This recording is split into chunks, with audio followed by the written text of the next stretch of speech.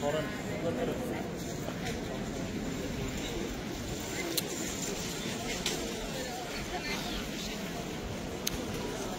অপূর্ব সৌন্দর্য এই দেশ। এই দেশের কথা বলবো না, সারা বিশ্বের মধ্যে এরকম সৌন্দর্য দৃশ্যগুলো রয়েছে। আমি এখন যে জায়গাটার মধ্যে দাঁড়িয়ে রয়েছি এটা হচ্ছে, আপনারা অবশ্যই পতাকাটা দেখে বুঝতে পারতেছেন, আর সেটা হচ্ছে স্পেন। স্পেন ঘুরতে আসলে অনেক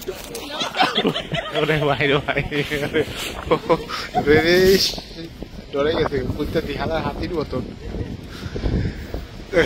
কইতারে দেখে ডরাই গেছে। কি ভিডিও করুক তো দূরের কথা, কইতা দেখি মানুষের সমান। যাই হোক, কুত্তাটা প্রায় অনেক বড়, তো হাতের কাছে এসে পড়েছে। তো যাই হোক, যেটা বলতে চাচ্ছিলাম সেটা হচ্ছে স্পেন একটি দেশ যেটা সৌন্দর্যের মধ্যে সবচেয়ে সুন্দর, এবং অনেক সমুদ্র সৈকত রয়েছে, এটা অবশ্যই জানেন। দেখেন, এটা সমুদ্র সৈকত, যদিও পানি এখন ঠান্ডা রয়েছে। ঠান্ডা বলতে এখন ঢেউ উঠে নাই, অনেক ঢেউ উঠে। এর আগেও আমরা যখন এসেছিলাম অনেক ঢেউ। তো তার পাশে এখন তো সামার পুরোপুরি শুরু হয় না, হয়তো সামনের মাসে থেকে পুরোপুরি সামারটা শুরু হবে। দেখেন, আর বীজের সামারটাই হচ্ছে সবচেয়ে সুন্দর একটি দৃশ্য দেখায়।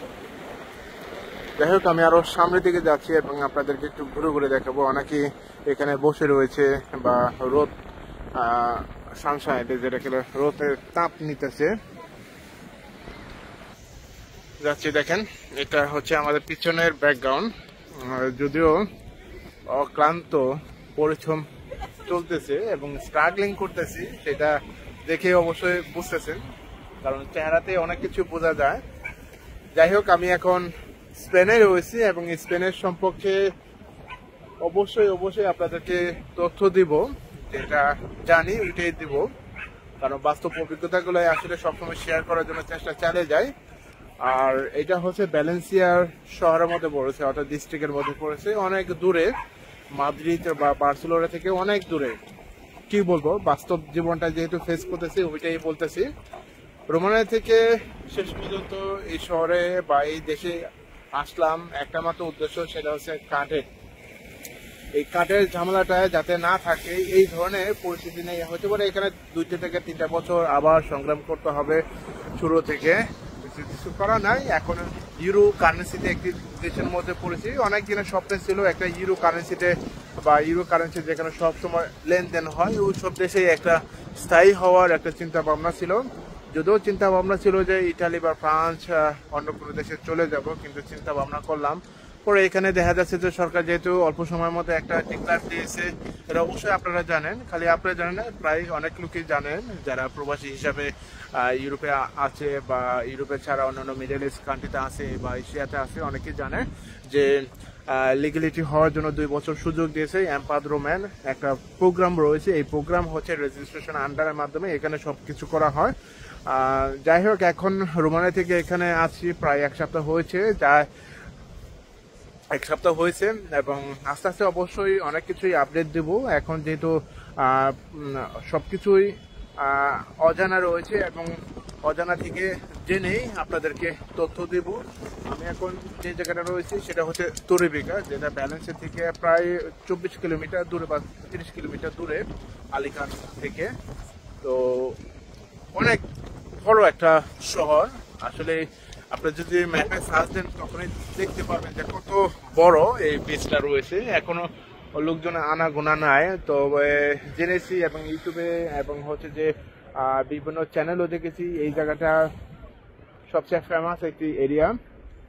তো ফ্যামিলি নিয়ে যেহেতু আসি এবং চিন্তা ভাবনা আছে এখান থেকে ভালো কিছু করার চিন্তা ভাবনা, এবং আপনারা অবশ্যই দোয়া করবেন আমার জন্য যাতে ভালো কিছু করতে পারে। এবং 2টা বছর বা 3টা বছর লাগবে, 3টা বছর অপেক্ষা আসলে অনেক সংগ্রামের মধ্যে দিয়ে যেতে হবে, কিছু করা নাই, কিন্তু এটাই হচ্ছে বাস্তব জীবন এবং বাস্তবটাই ফেস করতেছি। এবং এই প্রবাসী লাইফ হিসাবে আসলে অনেক জায়গায় থেকে অনেক কিছু অভিজ্ঞতা অর্জন করতেছি। তো শেষ পর্যন্ত কোথায় থেকে কেউ বলতে পারবে না, কারণ আপনিও হতে পারে একজন প্রবাসী, আপনিও জানেন আপনার পরিস্থিতিটা কি বা বর্তমানে অবস্থাটা কি। তো এই যে সুন্দর একটি দেশে এখন স্বাধীনভাবে ঘুরতেছি, যদিও ডকুমেন্টস ছাড়াই আপনারা স্বাধীনভাবে ঘুরতে পারবেন এই স্পেনে, যেটা যেটা বাস্তব আমি ফেস করতেছি। এবং অনেক জায়গায় ঘোরাফেরা করতেছি, অনেক জায়গায় যাচ্ছি, যেমন গতকালও প্রায় অনেক দূরে গেছিলাম এক জায়গা থেকে আরেক জায়গা। যাই হোক, এখানে তো ইউরো কারেন্সি, এবং ইউরো কারেন্সি খরচ করতে একটুটা কষ্ট হচ্ছে, তবে ইনকাম হয়ে গেলে এটা আবার কষ্ট হবে না, যেটা একটা ইকোনমিক ফিনান্সিয়াল যেটা বলতে পারে। কিন্তু এটা একসময় থাকবে না, অবশ্যই একটা দূর হবে, যখন আবার এটা খরচ করতে করতে অভ্যস্ত হয়ে যাবেন তখন এটা আর কোনো সমস্যা হবে না। যাই হোক, অনেকেই এখানে রোদ পাওয়া যাচ্ছে, যদিও আমি পিছনের দিকে যাচ্ছি না, আমাদের হালকা একটা লাইট জ্যাকেট আছে, তো এই জ্যাকেটটা অবশ্যই পড়ছে, কারণ বাতাস এবং বাতাসে শরীরটাকে আঁকড়ে রাখে।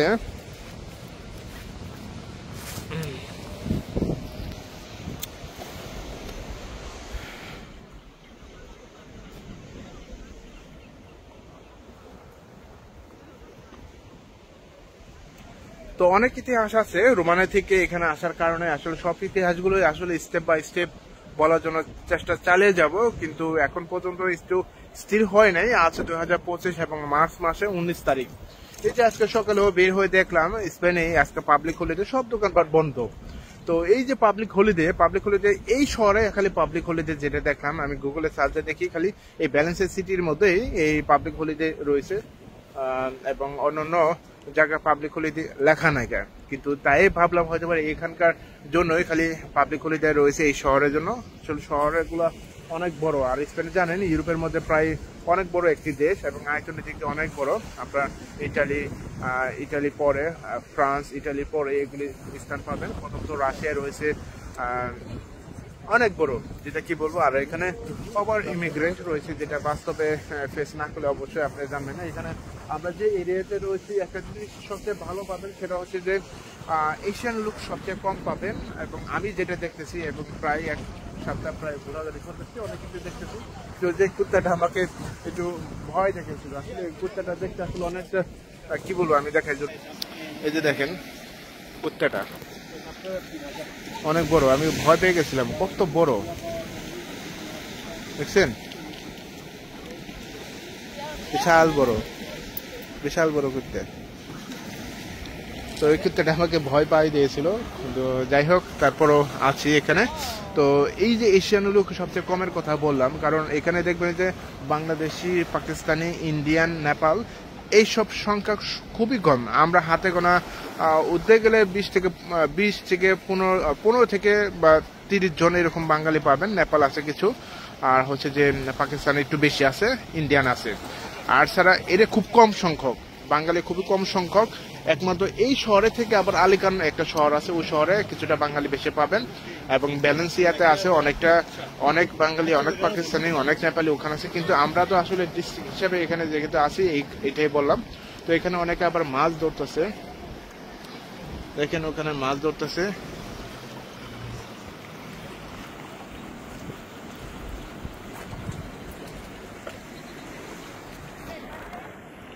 তো পরিবেশটা দেখতে আসলে অনেকটা সুন্দর লাগতেছে।